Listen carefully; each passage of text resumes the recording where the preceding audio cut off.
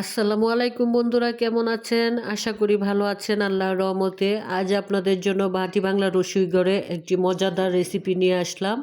সেটা হচ্ছে আলু আর সিম দিয়ে একটা মুখে লেগে থাকার মতো ভর্তা। আমি যেভাবে রান্না করি, প্রথমেই সিমটা একটু সিদ্ধ করে উঠিয়ে নেই। তারপরে আলুটা দুইটা বড় বড় গোটা আলু নিয়ে সেটাকে হালকা ভেজে নিব। আলুটা যখন প্রায় 70% ভাজা হয়ে যাবে, ঠিক তখনই নামিয়ে নিব।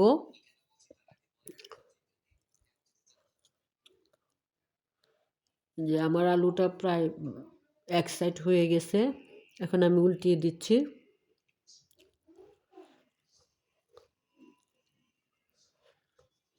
তারপর পাশাপাশি চাইলে আপনি সিমটাও দিয়ে দিতে পারেন, তাহলে সময়টাও কম লাগে এবং তাড়াতাড়ি হয়ে যায়।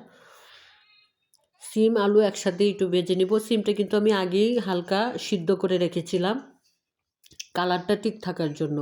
এখন আমি ভেজে নিচ্ছি। এই যে আমার সিম এবং আলু দুটাই ভাজা হয়ে গেছে, এখন আমি নামিয়ে নিব। আলু আর সিম নামিয়ে তারপর এখানে আমি পেঁয়াজটা ভেজে নিব। যে আমার সিমটা উল্টিয়ে দিলাম, সিমটা প্রায় ভাজাই হয়ে গেছে, আর অল্প একটু অপেক্ষা করব।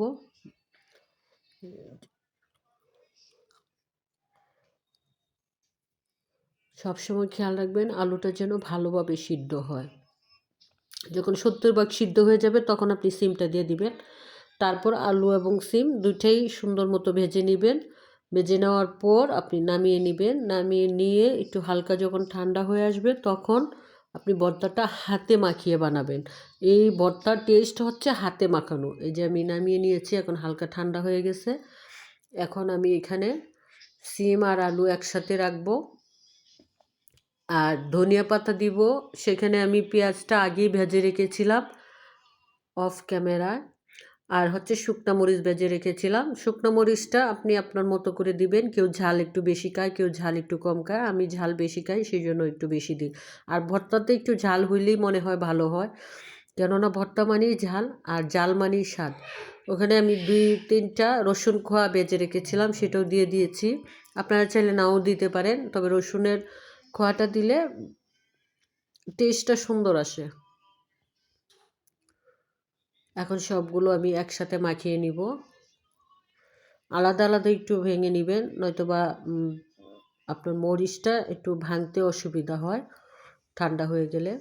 যে আলুটাও আমি পেস্ট করে রেখেছিলাম, আলু, মরিচ এবং ধনেপাতা, লবণ একসাথে দিয়ে আমি হাতে মাখিয়ে নিব। এটা টেস্ট হচ্ছে হাতে মাখানো। যতই মাখাবেন ততই টেস্ট পাবেন।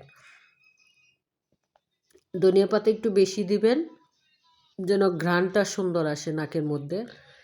শীতের মধ্যে এই ভর্তা কী যে স্বাদ, না খেলে বুঝতে পারবেন না। অবশ্যই আপনারা বানিয়ে খাবেন।